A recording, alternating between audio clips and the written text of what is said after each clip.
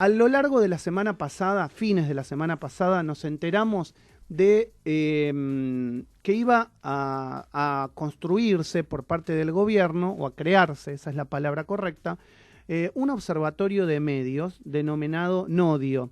Ese observatorio de medios tiene que ver con, según dice el gobierno, la Defensoría del Público, que es el organismo a cargo, controlaría la desinformación en la Argentina.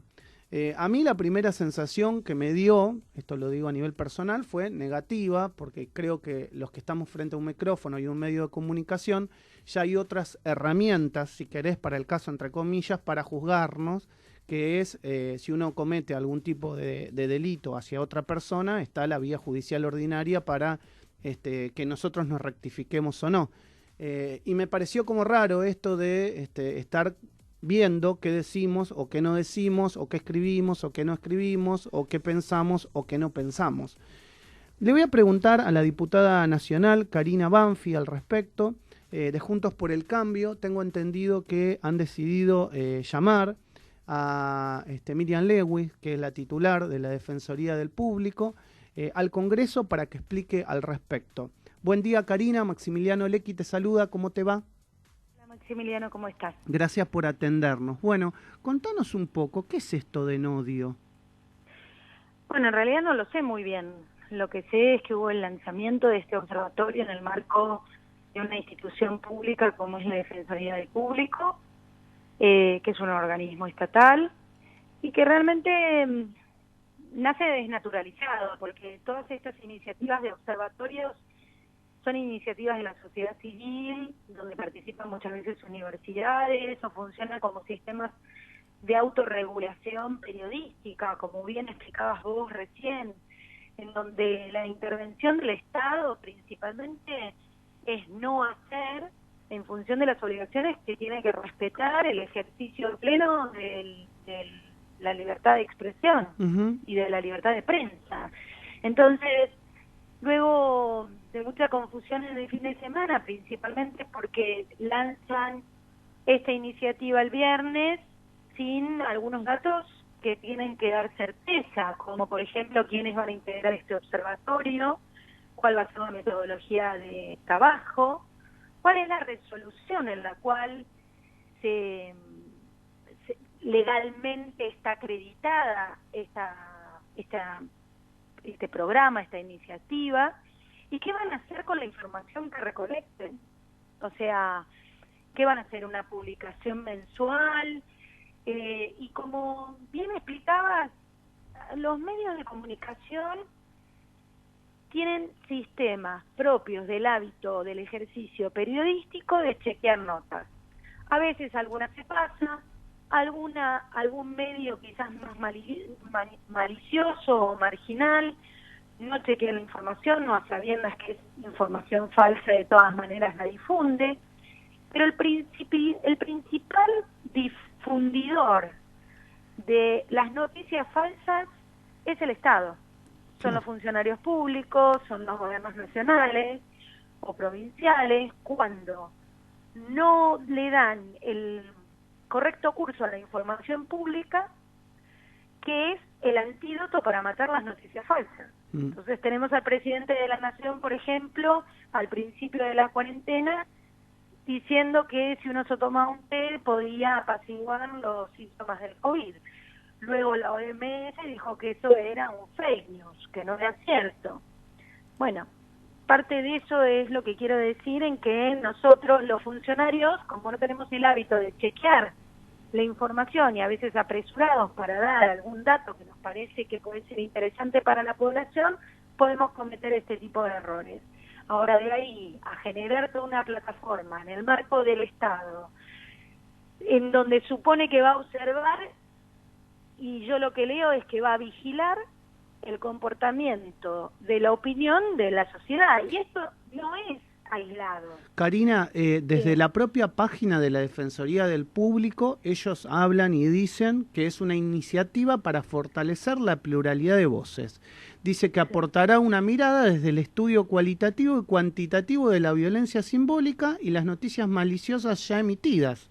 Dice que no existe una intención de llevar adelante ni el control ni la supervisión de la tarea de la prensa. Son actividades incompatibles con la función del organismo. Entonces, ¿para qué se crean? Claro, si lo hicieran sería ilegal y deberíamos nosotros desde la comisión bicameral pedir la renuncia, por supuesto, si hiciera eso. A mí me parece que aclarar lo que es obvio no aclara nada.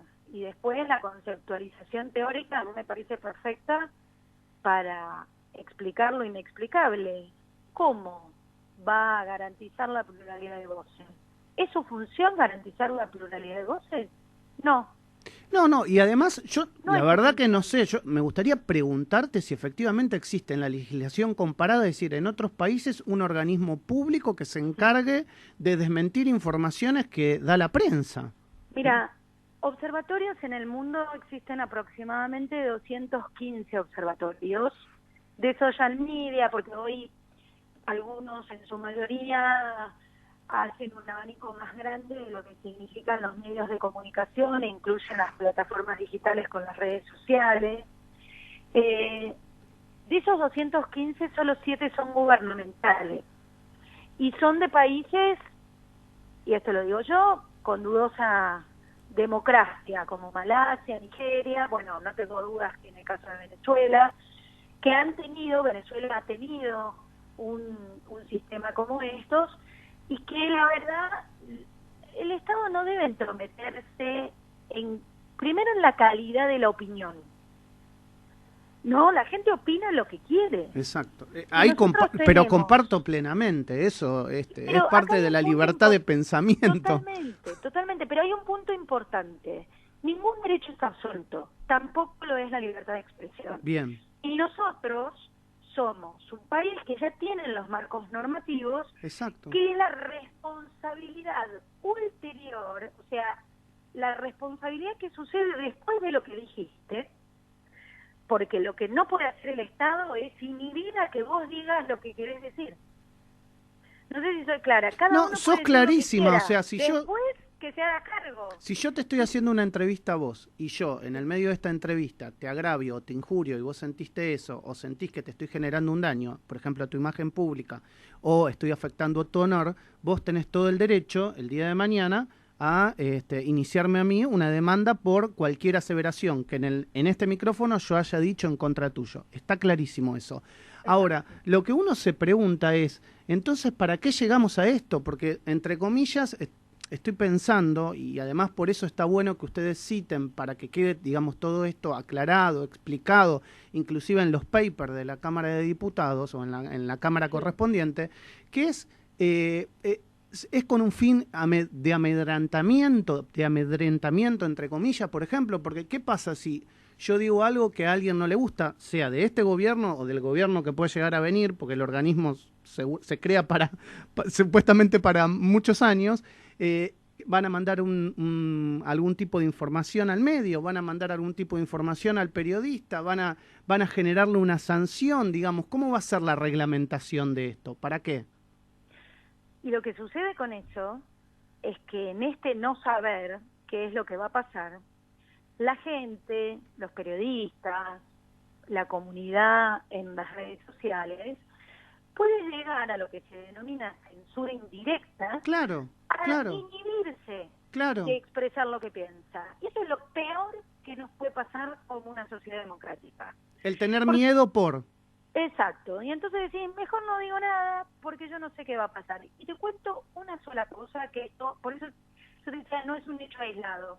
No sé si recuerdan cuando la ministra Frederick, en una reunión en la Comisión de Seguridad de la Cámara de Diputados, dijo que utilizaba la figura del ciberpatrullaje, que es una herramienta de persecución penal para unos determinados delitos, que usaba el ciberpatrullaje para medir el humor social en redes. Uh-huh.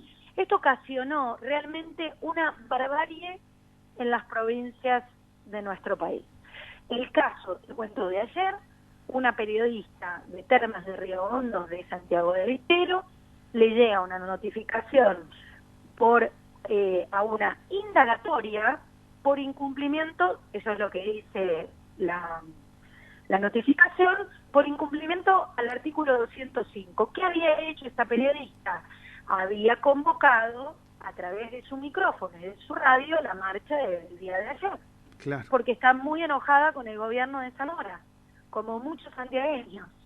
Y es el tercer caso que nosotros identificamos de expresiones en sus redes sociales de médicos, de periodistas, de artistas, en contra de las políticas que lleva adelante el gobernador Zamora en Santiago del Estero, en donde esta gente termina presa, detenida en la comisaría. No, es Entonces esto está pasando en la Argentina, en Santiago del Estero. Entonces es muy grave la irresponsabilidad de este gobierno en cómo maneja principalmente la agenda de libertades, ¿no? Y en este caso de la libertad de expresión, en donde los mensajes son confusos y en donde además tenés una policía sin conducción que cree habilitada que si una persona habla mal del gobernador tiene que terminar detenida. Pero eso es otra época, no es esta época. Entonces nosotros queremos saber cuál es el sentido de este tipo de políticas y principalmente que dejen de llevar adelante este tipo de políticas. Y te digo algo más, Maximiliano, la grieta está acá, porque a nosotros no nos da lo mismo, ni es opinable si se defiende o no se defiende la libertad de expresión. La libertad de expresión para todos quienes ejercemos un cargo público, estamos obligados a defenderla. Lo hacemos en nuestro juramento en la Constitución.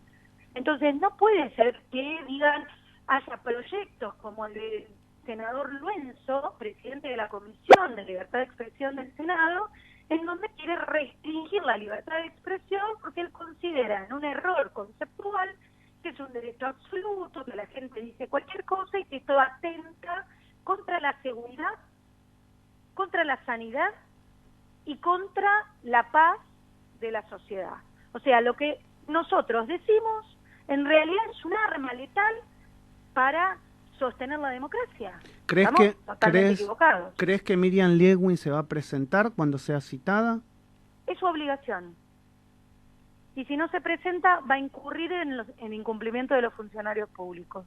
Porque nosotros somos un órgano de la Comisión Bicameral de ENACOM y de la Ley de Medios que crea la Defensoría del Público, es el órgano contralor de la titular de la Defensoría del Público. Así que es su obligación. Vamos a ver si lo cumple o no lo cumple.